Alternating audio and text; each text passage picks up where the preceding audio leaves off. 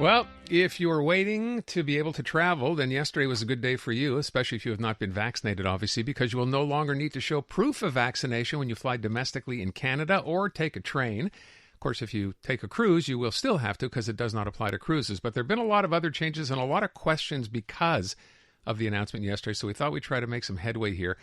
Christine LATREMOILLE is Director of Uniglobe Travel here in Montreal. She's actually in Dorval. We've spoken before. Christine, thanks for the time this afternoon.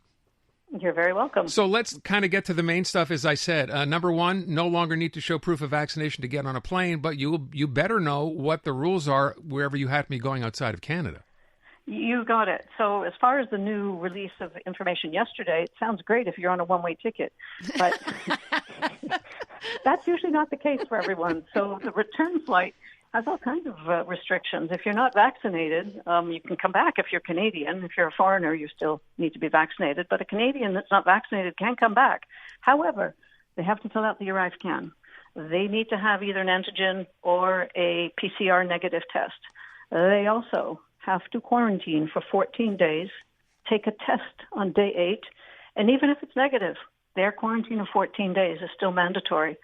So it's a double-edged sword. So yes, I want to stop you. I want people to hear that again because I don't think people get that.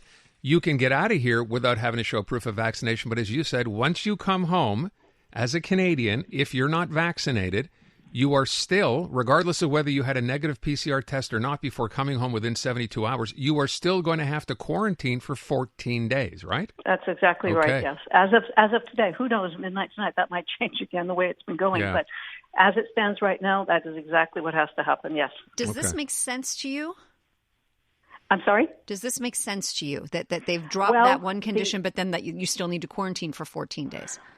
You know, a lot of this doesn't seem to make sense. Yeah. I mean, I'm no expert on the virus itself, but it didn't make sense for a long time that we were one of the few countries that was requiring so much testing when so many countries have already let go of all of that. But, you know, I have to think that the bigger picture is our safety. So while you can leave and go somewhere else and perhaps to spread the virus when you come back to Canada, Canada still wants itself protected against the potential of travelers coming back with it, although I understand the percentage of that is really quite low. Can you, by the way, fill everybody in with respect to, say you're going to Europe, you're planning a summer vacation. Is it country to country, or has all of Europe said you don't need it? How do you, like, what do we do? It's labor intensive. It's country to country, including where you're connecting. So it behooves us as a travel agency to be responsible for the trip, to make sure that people understand what they need before they actually start the trip. And because it changes so frequently, we like to make sure that people know at least 2 or 3 days before they leave of any updates or changes.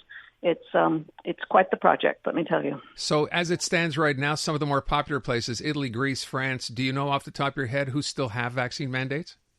Well, let's take Italy, for example. As long as your second vaccine is no older than 9 months, you're good. If you've had the booster, you're fine. You don't need a test to get in. France has a health form, mandatory health form that you must complete to get into the country. It includes proof of vaccination, but again, no test. So it really is country to country, some more severe than others. Canada seems to stand out as one of the most restrictive at the moment. But yes, it is definitely country to country and where you're connecting. And Christine, I'm assuming you need to be informed on these things before you leave. It's not the kind of thing like you're on the flight and you're like, okay, what do I need to know while I'm entering France or Italy?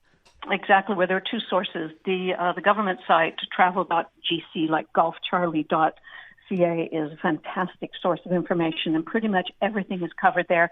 Can I enter Canada is easy. You go step by step, answer the questions. Also, the ArriveCAN has a website so that you can really understand what you need to come back. Even if you don't have a smartphone or a computer with you, you can print that return form somehow if you find a computer. And then Air Canada has an excellent site called their Travel Ready Hub. Very simple, fill in the boxes. I'm vaccinated. No, I'm not. Where am I going? Where am I connecting?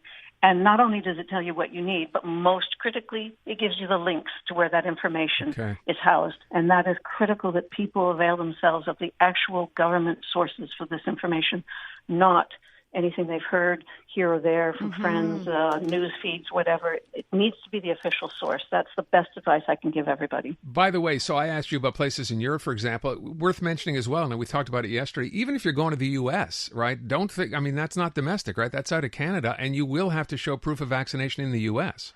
It's interesting you asked me that because I crossed by land 2-3 weeks ago, and I asked the Border Control gentleman, do I need to prove my vaccine? He said, we know because you've come from Canada that you've had to been vaccinated to travel. He said, we do not require proof. However, it's up to the border guard to ask for that or not, and we assume you are vaccinated because you must be vaccinated to enter the United States. But it's a double-edged sword. Wow. They're not checking. So, you can run the risk of being rejected because Sure. you're not, or no one asks. So wait, now that's land border crossing, but traveling by air? Traveling by air, it has stopped. You no longer need the test, but you do need to be vaccinated. Okay, so you still, again, no test, no PCR before you leave, but you still have to get proof of or show proof of vaccination in order to get into the U.S. And this could all change at any given Exactly. moment. So good That's luck. what's happening. Yeah. Yep. All right. Great advice, Christine, thank Christine. you so much. Very much appreciated today. You're very, very welcome. Christine LATREMOILLE, it's called Uniglobe Travel, and I can imagine she's as busy as ever before now because of things like this and people who just say, hey, I'd rather you handle it than me have to try to figure it out. She's great, though. She knows her stuff.